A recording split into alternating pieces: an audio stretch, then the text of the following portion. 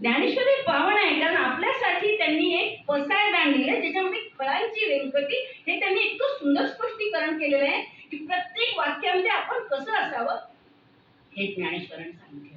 असा प्रत्येक योगी असतोच का? नाही ना.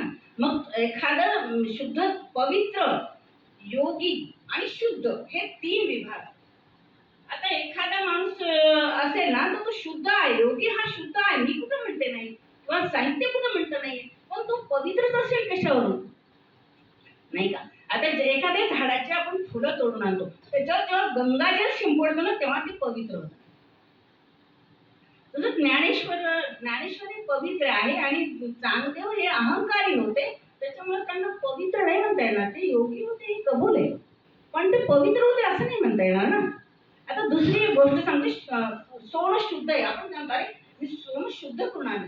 अहो शुद्ध करून आणलं पण ते पवित्र आहे का? जेव्हा तुम्ही एखाद्या चांगल्या कामासाठी वापरता तेव्हा ते पवित्र होईल. पवित्र आणि शुद्ध याच्यामधला हा जो भेद आहे तो मी तुम्हाला स्पष्ट करायचा आहे, आणि त्याच्यासाठी पावन हा शब्द मुक्ताबाईंनी विशेष स्वतःने ज्ञानेश्वरासाठी वापरलेला. मग ज्ञानेश्वराला मुक्ताबाई म्हणतील, दादा तू पावन आहेस, तुझा जो जन्म आहे ना तो जगहितासाठी आहे, तू जर रुसला तर कसं होईल ना. जेव्हा एखादा येतं तिने काय म्हणते की विश्व झाले राग म्हणी, विश्वामध्ये एवढा राग भरलेला आहे ना, एवढा अहंकार भरलेला आहे, एवढा द्वेष भरलेला आहे, आणि त्याची आग विश्वाला लागलेली. तर देवा हे जे विश्वावर आलेलं जे संकट आहे, जो राग आहे, प्रत्येक व्यक्ती इतका अहंकारी बनलेला आहे, त्यांची जी अहंकाराची जी आग आहे ना ते विझवण्यासाठी पाण्याचं काम फक्त तू करू शकतो, कारण काय तू योगी पावन आहेस. दादा मी तुला विनवणी करते रे, तू असं जर दार लावून बसलास ना तर या बाकीच्यांनी काय करायचं सांग. तू जोपर्यंत बाहेर येत नाही, तुझं तत्वज्ञान जेव्हा सांगत नाही तेव्हा आमच्या मनाची दारं अशी उघडत नाही, आणि जो आम्ही वाईट मार्गाने जातोय, कोणी काय कुठल्या वेगळ्या मार्गाने जातो, लोभनाकडे मिळतो, देवलोभनाकडे मिळतो, तर ते तू ज्ञान दिल्याशिवाय कसं होईल ना दादा? नाही होणार ना. मग त्याच्यासाठी तुझी आम्हाला अत्यंत गरज आहे, तू असं दार लावून नको बसू. साठी म्हणजे दार. ज्ञानेश्वरांचा सगळीकडून जेव्हा अपमान झाला समाजाकडून तेव्हा ज्ञानेश्वर सुद्धा एवढे वैतागले होते आणि रागारागा आले.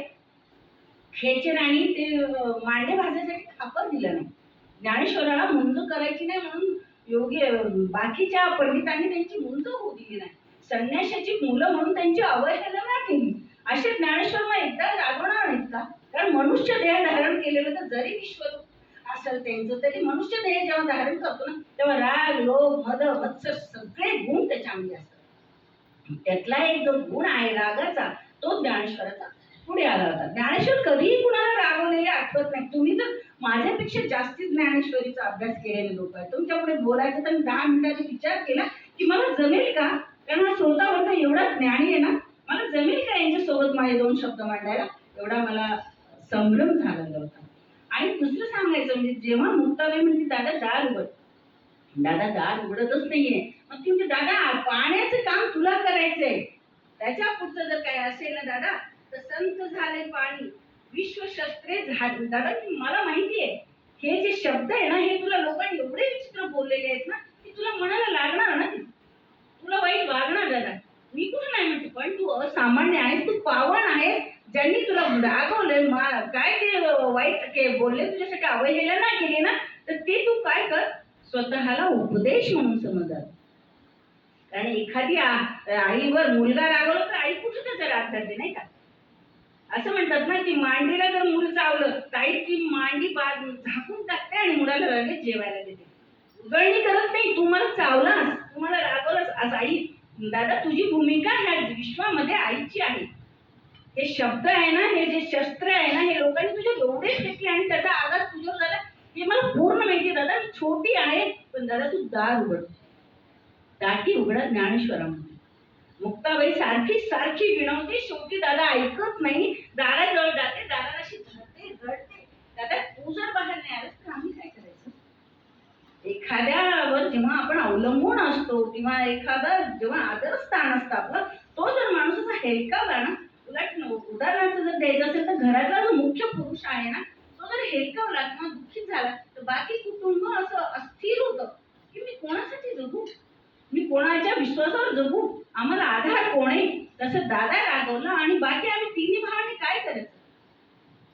अहो हे कुटुंब याच्यासाठी आदर्श आहे की आपल्या एखाद्या पिढीत जर एखादा कीर्तनकार निघाला तर आपण काय म्हणतो, वा काय त्याचं कुटुंब हे ना, काय त्याची वंशावळ चांगली. अहो यांच्या घरामध्ये चार चार योगी पुरुष आहेत.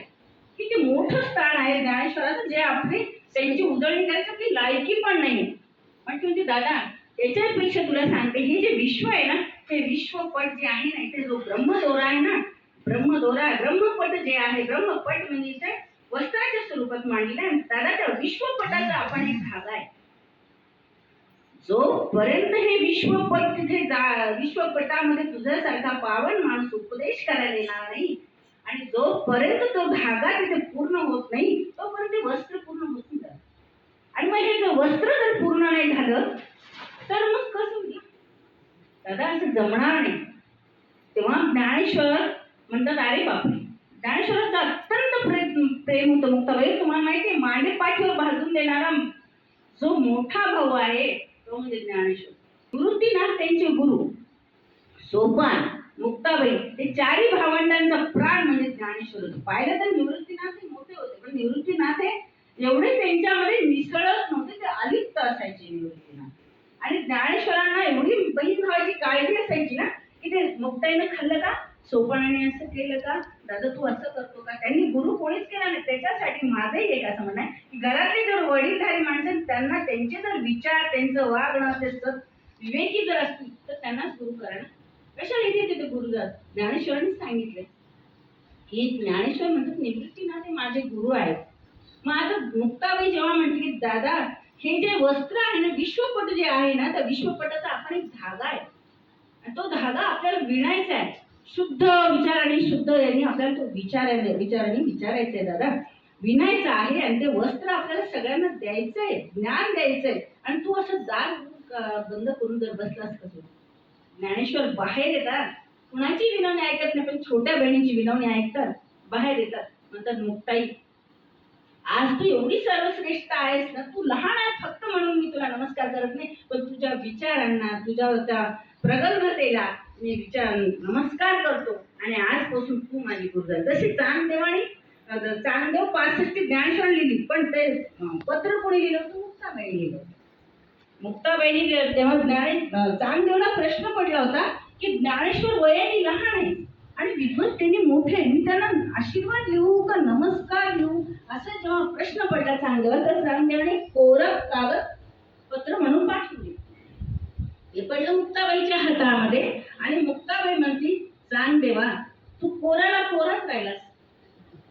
अरे वाघावर बसून आला, चाबूक चालवला आणि चांगदेवाने एवढं मोठं सैन्य त्यांचं घेऊन आले.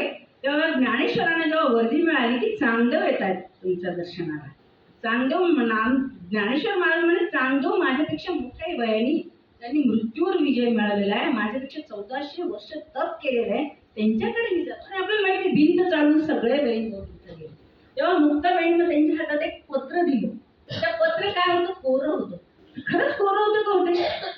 त्याच्यामध्ये चांगदेव 65चं ज्ञान होतं, जे ज्ञानेश्वरांनी हे केलं. आता एखादं पत्र असेल त्याच्यातले अक्षर आपल्याला दिसत नाही म्हणून त्या पत्रामध्ये गाभा नाहीये का? त्या पत्रामध्ये त्या माणसाच्या